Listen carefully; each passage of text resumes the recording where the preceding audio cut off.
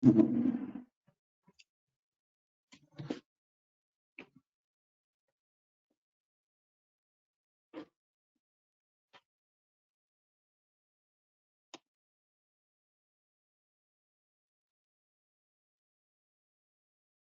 morning, everybody. My name's Carl Bennett, and I'm the Business Development Director for Care First.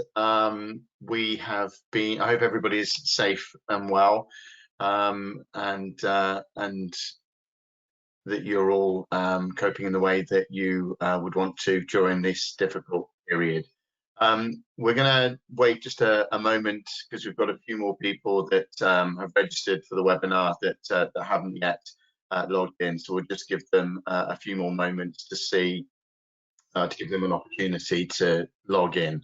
The webinar itself today is going to look at the Coronavirus Job Retention Scheme, CJRS.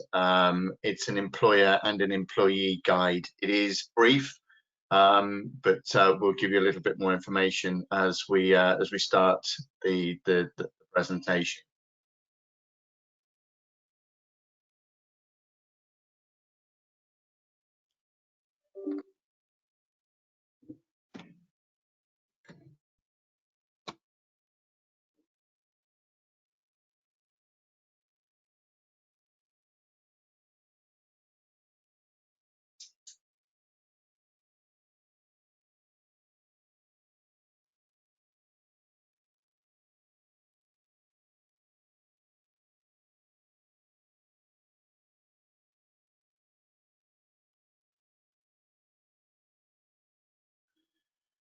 Okay. So good morning. As I've just said, and for those people that are just joining us, my name is Carl Bennett. I'm the Business Development Director for Care First. Hope everybody's safe and well during this particularly difficult time. We're about to do a webinar entitled the Coronavirus Job Retention Scheme. It's an employer and an employee guide. It is a very brief sort of synopsis of the job retention scheme, or the Coronavirus Job Retention Scheme, and that's simply because it's an ever-changing feast. The one thing I would say about the job retention scheme, and indeed furlough as a whole, is that it does seem to change from day to day, or it's being updated rather than changing from day to day. And the best place to get information and advice from or about, or the most current and up-to-date advice and guidance will always be ACAS or the government website, or indeed your organisation themselves. So we would always recommend that you speak to your organisation if you are looking for specific advice on how your employers are supporting people that are being furloughed or about to be furloughed, or about the way that the organisation is supporting you, or how the government is supporting you as an organisation during this this particularly difficult time. Some housekeeping before we get going. There is an opportunity on the webinar screen to ask questions. I am not an expert on this subject, but if there are particular questions that you've got around the way that Care First can support you, then I would be more than happy to take those on board. So there's an opportunity for you to type in questions on the normally on the top right hand side of the screen. So if we carry on then with the presentation itself, what we should start by saying is, sorry, I jump the screen, is what is the Coronavirus Job Retention Scheme, CJRS. What I should say, so I should also add by saying, is that this information was updated yesterday. So the information that I'm providing to you now is information that was updated yesterday. The information on the government website from Sunday. So there's nothing else that's been updated since yesterday when I updated this. But as I did say at the start of this is an ever-moving feast. So if there are specific issues that you've got then do go to the government website on the Coronavirus Job Retention Scheme and see if there is specific information on there that might be relevant to you. So what is the Coronavirus Job Retention Scheme? Well, it's designed to help employers whose operations have been severely affected by the coronavirus, COVID-19, to help them retain their employees and protect the UK economy. It is a temporary scheme. It's currently in place for 3 months, starting from the 1st of March this year, but it may be extended if necessary. Obviously, we're all waiting to hear about information regarding extensions, not just to this, but also the lockdown situation as well. Employers can use this scheme, though, at any time during this particular period. So how does CJRS work? Well, if an organisation can't maintain their current workforce because of their operations, or because their operations have been severely affected by the coronavirus, then they can furlough employees and apply for a grant that basically will cover 80% of their usual monthly wage costs. That's up to £2,500 a month, plus the associated employer NI contributions and the minimum automatic enrolment contribution. The reclaimable national insurance and pension elements are on the furloughed salary, though, not the normal salary, and that was something that was updated this week. What is furlough? Well, the term furlough itself means to lay off or suspend temporarily, usually without pay. It's not a recognised term within employment law, which is why when people started talking about furlough, it came as a bit of a surprise to everyone, because commonly it's used within the United States, but the UK have borrowed it as a term to be able to support people through this particular situation. So which organisations can claim under the CJRS? Well, to be able to do that, an organisation must have created and started a PAYE payroll scheme on or before the 28th of February 2020. They must have enrolled for PAYE online, and they must have a UK bank account. Any entity with a UK payroll can apply. That includes businesses, charities, recruitment agencies, and public authorities can register as well for the scheme. Which employees can be funded through the Coronavirus Job Retention Scheme? Well, furloughed employees must have been on the payroll. As a change here, as you'll see on the screen. Furloughed employees must have been on the PAYE payroll and notify the HMRC on or before the 19th of March. Now, you will have heard that this was previously the 28th of February, but it was updated on the 15th of April. So just the other day, that it is now, that date is now the 19th of March. Employees can be on any type of employment contract, including full-time, part-time, agency, flexible working, or zero-hour contracts. Foreign nationals are also eligible to be furloughed. Employees who are currently off sick can be moved from SSP, so statutory pay, to furlough pay, although previous guidelines have said that periods of sick pay should be concluded before being furloughed. If an employee becomes sick while they are on furlough, it's up to the employer to decide whether or not they move them on to statutory sick pay or remain on furlough. The thing to remember here, though, is that they can't run concurrently. You either are furloughed or you're on statutory sick. An employee who is shielding in line with public health requirements, or who is at home with someone who is shielding, can be furloughed.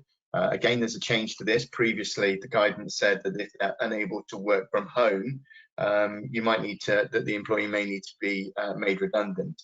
But that has now changed to say that if somebody is at home shielding or with somebody that is shielding themselves, then they can be furloughed if you are doing that in line with public health requirements.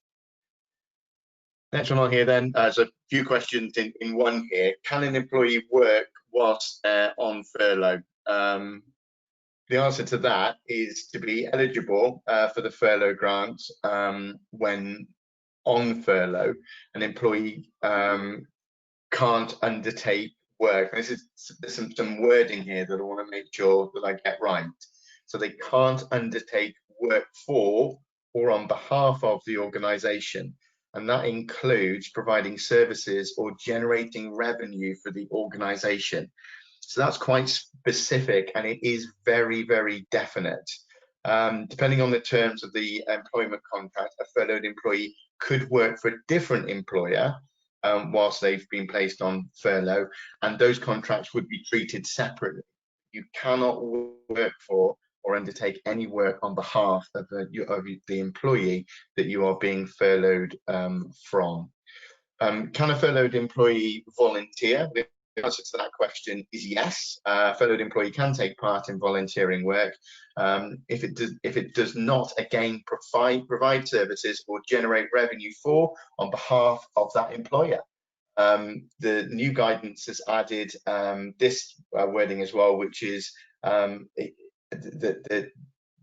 read the whole thing. A furloughed employee can take part in volunteer work if it does not provide services to or generate revenue for on behalf of the employer or linked or associated to the organisation. So the linked or associated to the organisation has been added and is recent guidance. As I say, that only came in on Sunday. Can a furloughed employee undertake training? Again, the answer to this is that a furloughed employee can engage in training, but again, as long as that as long as they're undertaking the training for the employee, as long as in undertaking the training for the employee, it doesn't provide services to or generate revenue for or on behalf of that employer. Again, it also states that if it's linked or associated to that organisation, they can't undertake training either. So very specific information there. Again, where training is being undertaken by a furloughed employer at the request of their employer, they're entitled to be paid at least their appropriate national minimum wage for this time. So if they do it, then they need to be paid by the organisation. What if an employee is on maternity leave, adoption leave, or shared parental leave? Well, normal rules for this, normal rules for leave and pay apply here. Employees can claim through the Coronavirus Job Retention Scheme for enhanced earnings related to contractual pay for the employee who qualifies. How are employees furloughed, or how do you furlough an employee, if you like? Well, employers should discuss with their employees and make any changes to their employment contract. That needs to be done by agreement. So if an employer is looking to make somebody furloughed or make changes to the contract by agreement, when employers are making decisions in relation to the process, including deciding who to offer furlough to, you also need to remember that equality and discrimination laws also apply in exactly the same way. Things need to be confirmed in writing as well. So what is the minimum period of furlough? Oh, sorry, what I should say is before about furloughing employees, as well as confirming in writing. You also need to make sure that any communications, if you're an employer, are kept for a period of 5 years, and that's important. But it also says something about this whole process, and that is that it's going to take HMRC and the government a long time to be able to go through the whole auditing process, making sure that people are using this properly. So what they're saying is that any communications must be kept for a period of 5 years. Confirm everything in writing and then keep hold of it for 5 years.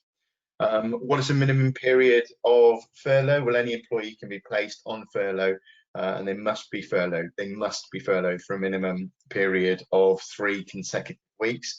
Employees, though, can be furloughed multiple times, but each time is a separate instance, and it means that they must be furloughed for that minimum 3 consecutive weeks. So if as an employer you bring somebody back in to the organisation after that 3-week period, then you can have them unfurloughed for whatever period of time that you need them to be unfurloughed for.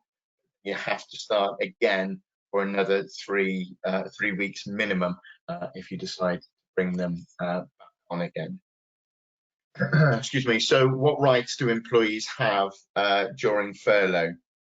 Well, employees still have the same rights to work as they always have. That includes statutory sick pay, maternity pay, and other parental rights. They've got rights against unfair dismissal.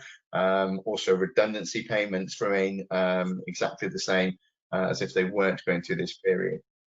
It's currently thought, though, that holiday entitlements will continue to accrue during this period of furlough, although we are still awaiting confirmation from the government that is the case. We're also saying that holiday leave may be carried over. In fact, the government has recently announced new rules which allow up to 4 weeks annual leave to be carried over into the next 2 holiday years, where an employee is unable to take it of coronavirus. But there's a little bit of sort of looseness around those terms. And when it comes to holiday accrual, as I've just said, we're still awaiting confirmation around that from the government. It would be unusual to think that they wouldn't do it. And the people I've spoken to about this don't see that there's any way that they're not going to be able to. But I don't want you to take it as being absolutely gospel, because that isn't yet known.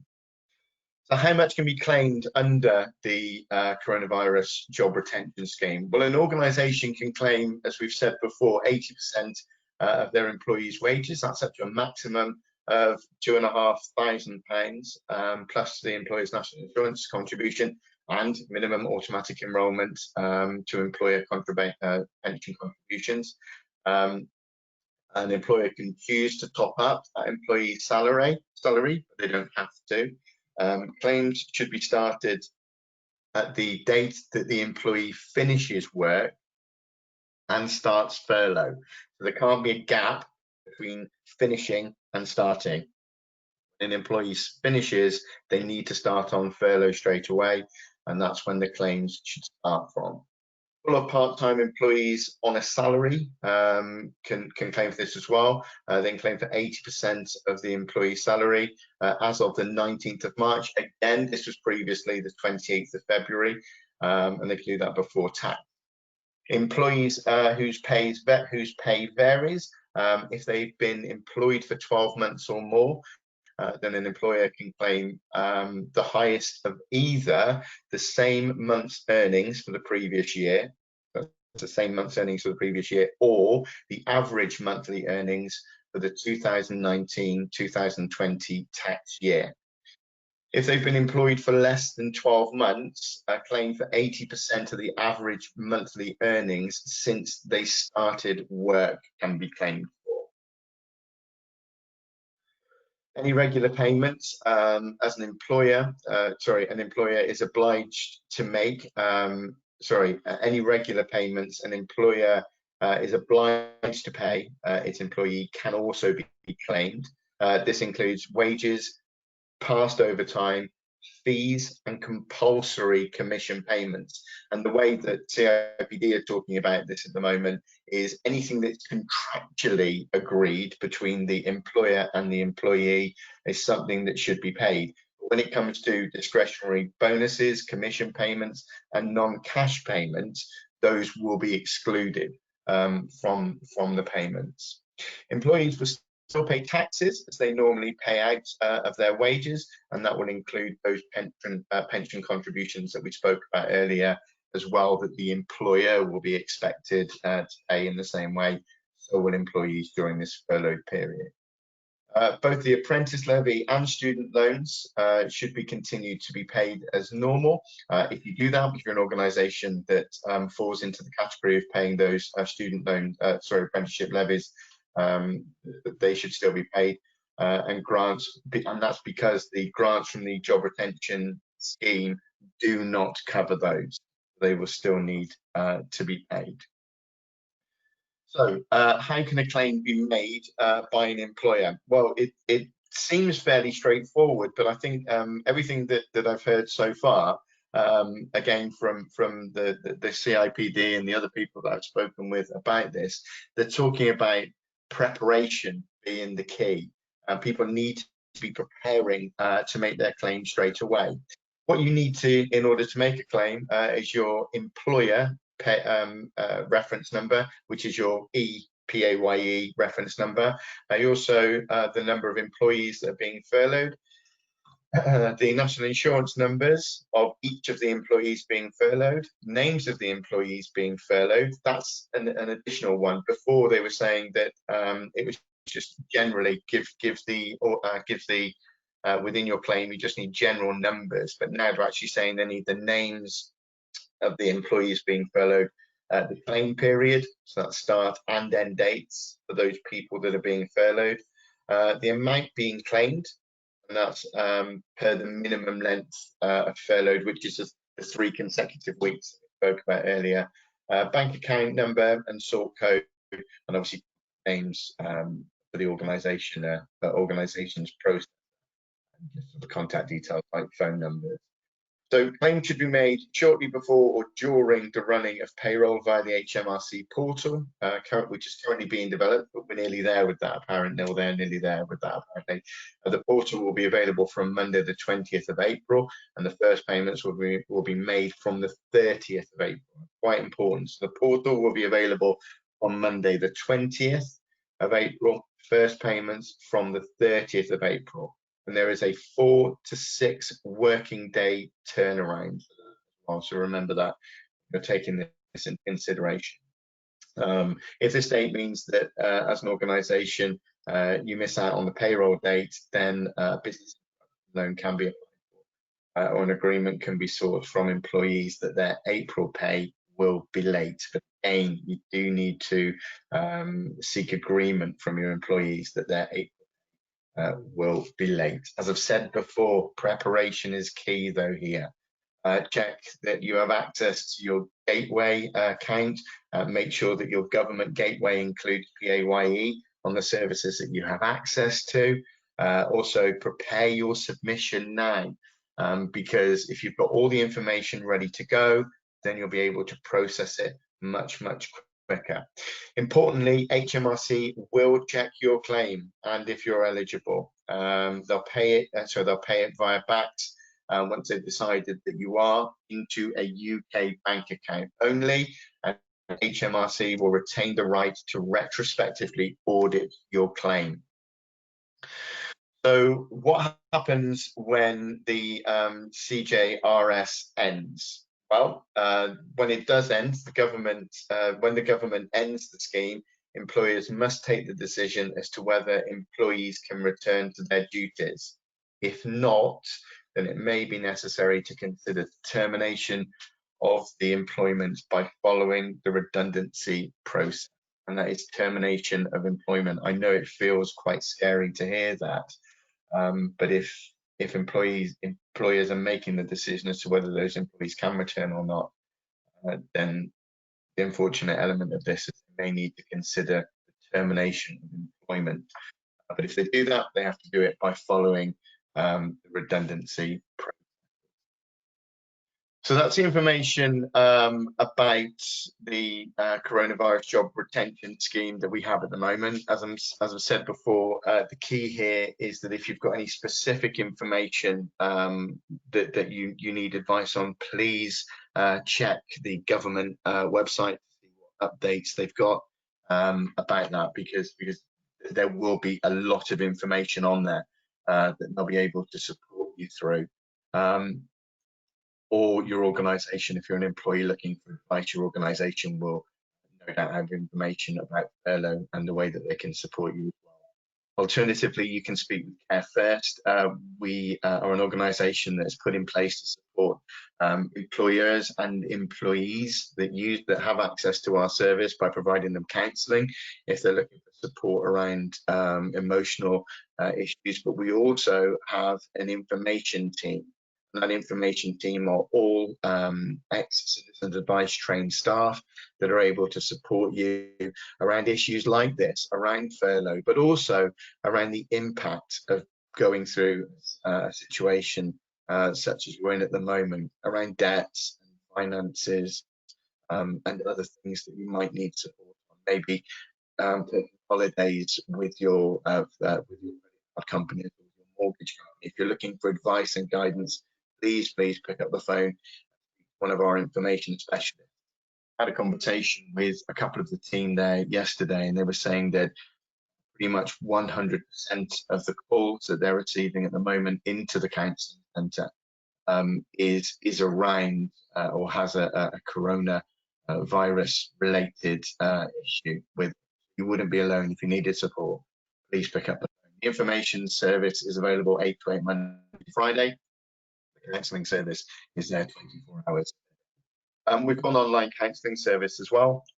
If you go on to carefirst-lifestyle.co.uk, put in the information that your organisation will have given you, your username and password details, and you'll be able to get advice and guidance. And also other information that Care First release on a daily basis with regards to corona-related information.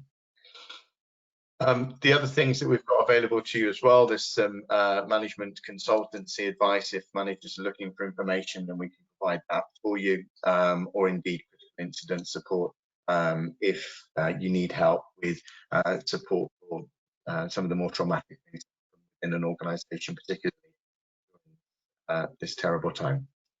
As far as confidentiality is concerned, when people speak to someone at Care First, everything that is said remains completely confidential. The only reasons we would ever break that confidentiality is if somebody made a threat to the life or the well-being of another person, if there was child protection or vulnerable adult issue identified, or if there was a risk to the security of an organisation. That's data, or structurally we would be required to break confidentiality. What you would need to worry about is that we don't sort of drop the phone and ring the police straight away. What we would do is we would talk with you about the process of breaking confidentiality, so that you understood that that was something that we were going to have, and that would be discussed between you and the. So that's it for today with regards to this particular session. I hope it's been useful. This webinar is available on our lifestyle site under the coronavirus banner. Please feel free to go on to there, where there is a leaflet where all the information I've spoken about today is on there. There'll also be a copy, or a copy of the recording that you can use as well if you need some more information, or you wanted to pick up on earlier, then please feel free. I'm going to wait a couple of moments just to see if anybody has got any questions regarding the support that Care First can give you, and if there is, then I'd be more than happy to answer those questions. I can't see that there's anything on there at the moment. Give it a moment. No. Okay. Thank you very much for your time today.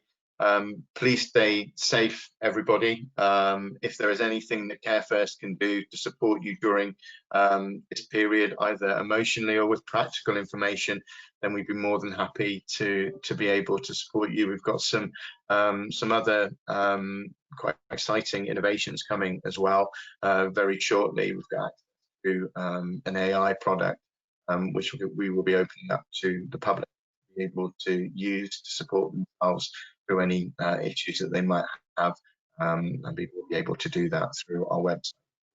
So please keep an eye out for that. And also look at the coronavirus calendar that we send out on a weekly basis to look at other interesting webinars and article sheets that might help you during this process.